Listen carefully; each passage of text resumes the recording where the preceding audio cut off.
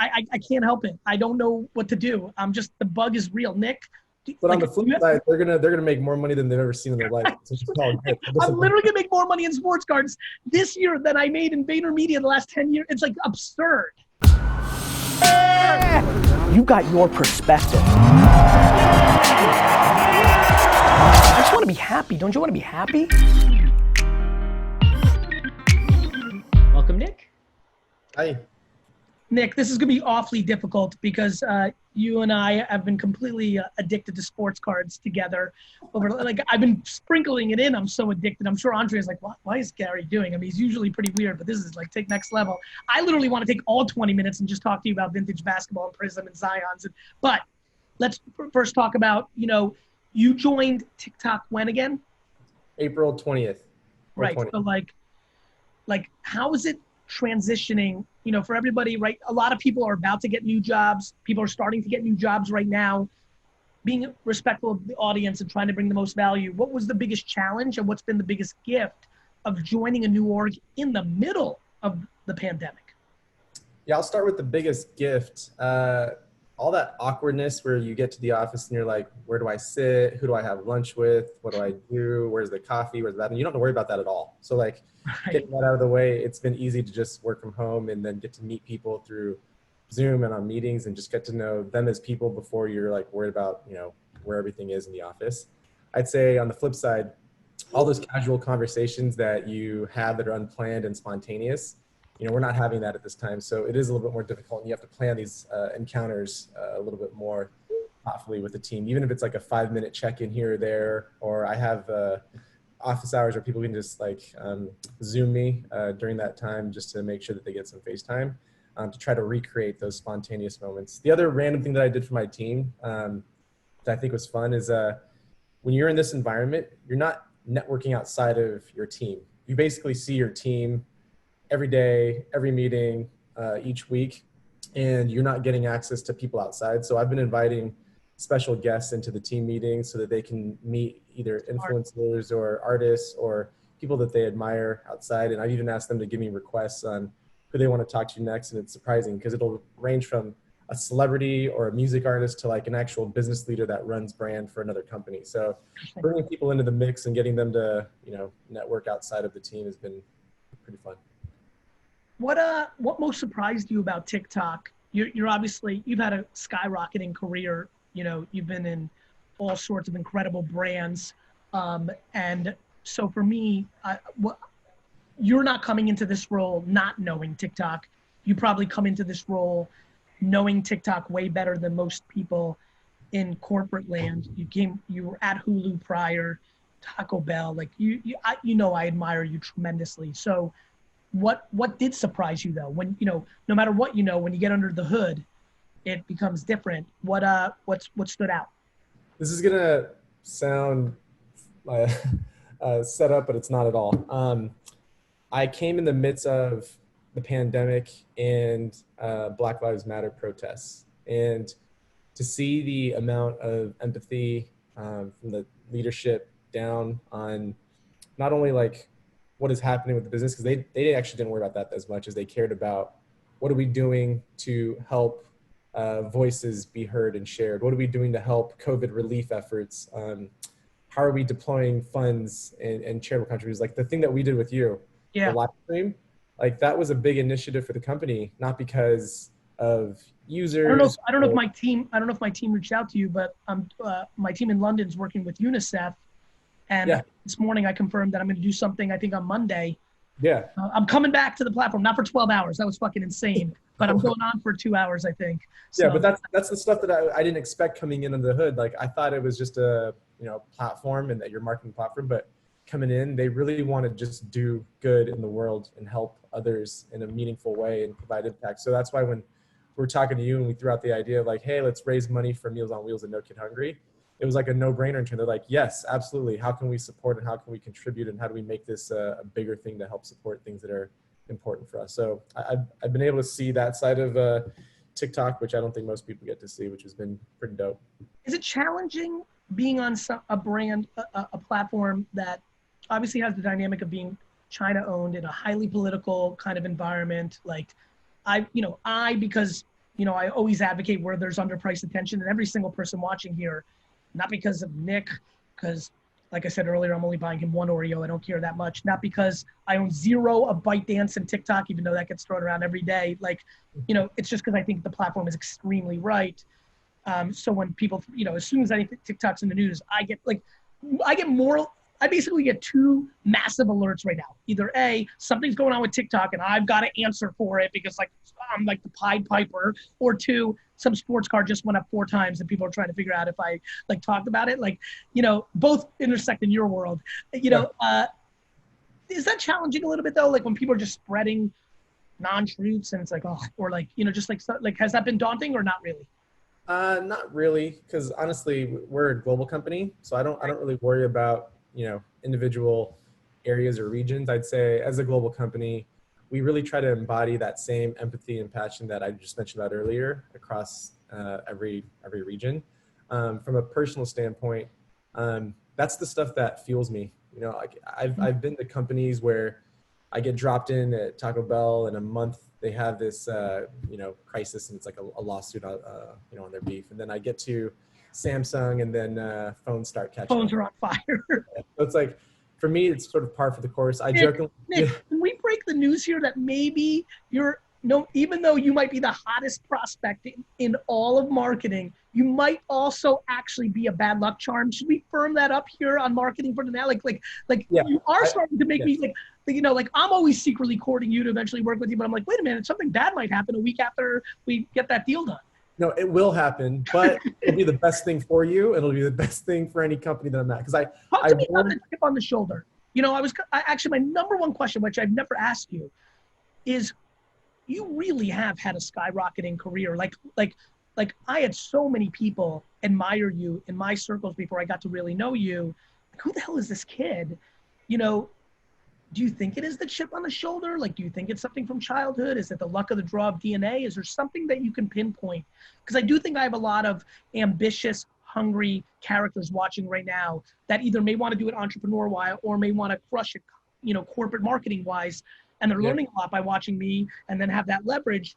Is there some insight to, this is a tough question. Why are you so awesome? But humbly, to the best of your ability, what is there an insight that can help somebody who's watching now, why this has happened?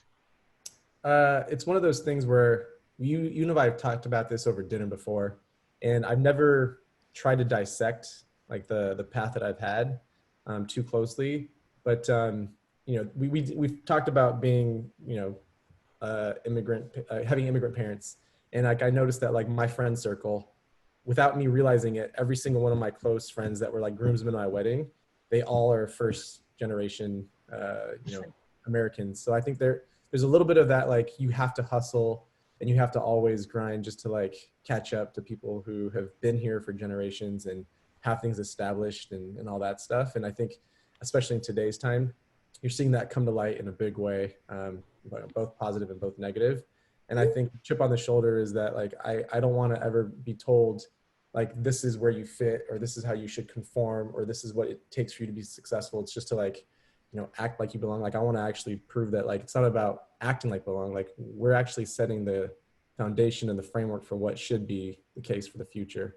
Nick, something we haven't talked about even privately is I thought you were hacking culture in a very significant way with Hulu.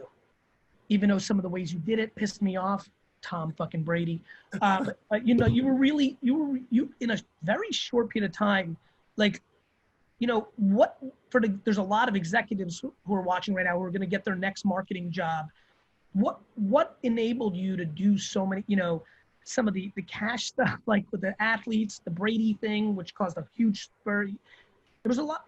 What kind of freedom and what kind of actions as an executive does one who's watching this right now have to do to get the breathing room to, what should people look for to be? I mean, that was just a lot of good output in a short period of time. And I was really what's the mix? What's the makeup of that?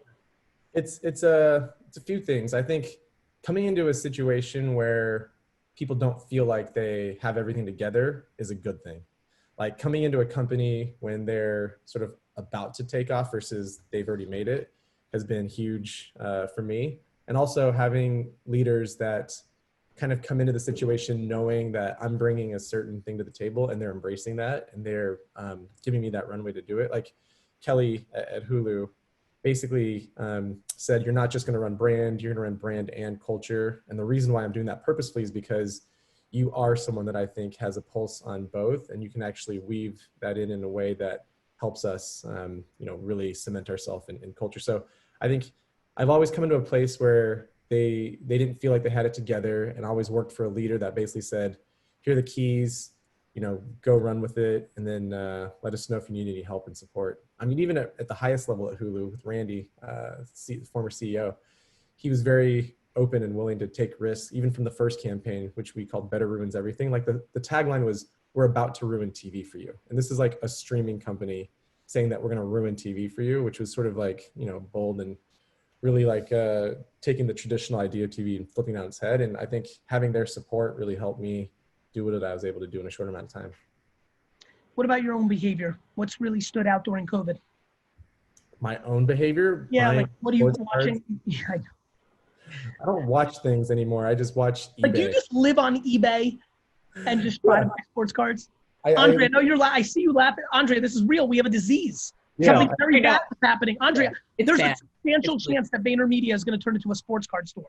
That literally when we all come back, Amy, I'm sorry about this. Like when you come back into the office, you're going to be standing behind a glass case trying to sell optic rookie cards of Patrick Mahomes. So I can't help it. I don't know what to do. The bug is real. Nick?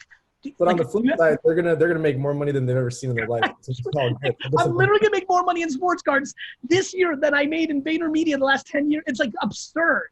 Yes. Actually, let's talk about that. Let's talk about that. Fuck it. Obviously, I come to you early on because I knew you like sports culture. We've worked together a little bit, but not as much based on like how much we vibe. Complex Con, different things. We've introduced our friends to each other. Let's just break this down because you weren't around and we didn't know each other when I was going to everybody in 2005 and 6 and saying, we need to put all our money into Facebook and Twitter when social media was not a thing. Yeah. It was 15 fucking years ago. Yeah. Please tell the audience here, when I call you the first time and say, Nick, you need to spend all your money on sports cards. What goes through your head? You're a big time innovator. You see shit. I actually never fully heard you articulate it. Like what's that initial like processes when you hear something very left field? Yeah. And I remember the time, the moment, the place. Where was it? Yeah. Tell me. I don't remember. Yeah. We were at a restaurant having breakfast. It was called Lunetta All Day. It's in Santa Monica. And we were having breakfast. We were talking about life and professional life and all that stuff. I remember now. I remember you were talking about, yes, I remember. Go ahead. Yes. And then you literally said, hey, I have an idea that's going to melt your face. Like those are the words you use. And like, no one says I have an idea that's going to melt your face. So I was like, okay, you have my attention. That's like the hook. You got to deliver now. Like, what is this thing? He's like, it's an investment idea that's going to literally melt your face. And I was like, okay, I'm ready. And I thought it was going to be some like new social platform or some new thing that was like in the worlds that we live in. And you're like, basketball cards. I was just like, what about basketball cards? You're like, I'm buying basketball cards. And I thought you had some source. I was like, where are you buying basketball cards? eBay. Where are you selling these basketball cards? eBay. Wait, hold on. So you're buying basketball cards on a public marketplace to sell them on that same public marketplace. And you're telling me that's like a good investment? And you're like, absolutely. So like I dipped my toe in the water, and everything that you said to buy at the time, like, it's like gone up 15x or something disgusting in 1 year. You hear that, Andrea? 15x. Absurd. And then we got hooked on StockX because at the time, StockX hadn't had trading cards. They just did sneakers and streetwear. And then that second that that team, Josh and team, like brought trading cards into the mix, it was just like floodgates. Did you know that was an important inflection point? Like you were like, okay, that's interesting. I mean, StockX is this, basically culture. And I don't mean like the second, market for culture. Like they're literally able to drive what's hot to youth. And I feel like by them getting into what's the learning in there as somebody who's so tapped in? What's the insight, or what can people, like, what do you tell people as being somebody who really sees things when you hear something crazy like that? Like, actually, like if somebody said, after this scene, somebody hits you up in a couple of minutes, like, what did you learn from that? Like, what can somebody who's watching, because obviously it's a funny story and people like, but for you, like when you, like, you're so young, like what happens the next time you hear something like that? Like, how are you going to play that? Like, do you judge like, I'm a big fan of Judge the Judger. The thing that pissed me off with all my friends that didn't move, like, you remember you've been giving me accolades for 15 years of always being right about stuff. Why was this one so hard to fathom? Like, I'm trying to figure out what, you know, instead of us just telling a story here for thousands that are watching, what's the thing to learn? Is it do real homework when you hear something? Is it never say no and say yes, try a little? Like, what's something? No, I think you just got to think about the source, kind of what you just said about judging the judger. Like, no one person has their pulse on culture at all times across all things. It's just not possible, right? So you get a few people that you trust because they have their pulse on new music, or they have their pulse on new trends, or they have their pulse on whatever. And if you just sort of lean in and you accept the fact that they might see something ahead of the time, or they might have awareness to something before you do, you just start to experiment and then lean in. And then once you realize it's the thing, you go in heavy. And that's the exact analogy with the sports cards. Like, you said it, I did a bit. I realized I should have done a lot more, but it's all good because now I have time to make up for it, and it's fine. What do you most, I'm blown away by TikTok's innovation of product speed. I'm actually pumped that TikTok's on the scene because it's making another platform I like a lot of competitors, Instagram. I think I can feel it, that they're being forced to innovate because how fast you're innovating. Have you've been in a lot of places. Is my observation right? Is the speed of innovation pretty remarkable? The speed at TikTok is incredible. I think it's a 2-year-old company, but we're starting to behave more like a 10-year-old brand. We're up leveling our game in terms of the product, the new features, the way that we bring new things to market, what we're testing and innovating, and then ultimately like how we're going to bring the marketing to life. It won't feel like a 2-year-old company, which I think is the most exciting part of what I'm doing. Last 30 seconds, anything people should be thinking about or any value prop?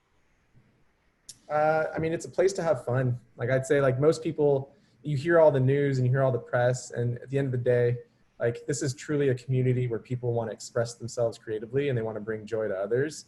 And you're on the platform, and you obviously been advocating for a while. Like, all the stuff that you see, you leave the platform after you've looked at it for however long, and you feel like good. Whereas, yeah, you're smiling. Whereas, like, I'm on other platforms sometimes, and like, no knock on them. But like, I'm anxious when I go on Twitter now.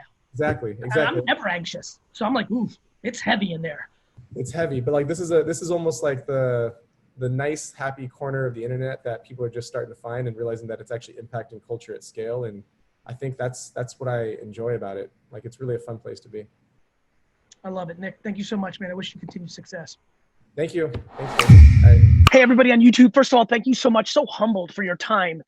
I don't wear a watch, but time is the biggest asset. So thank you for watching that video. If you got some value out of that, there's plenty more where that came from. Feel free to check it out.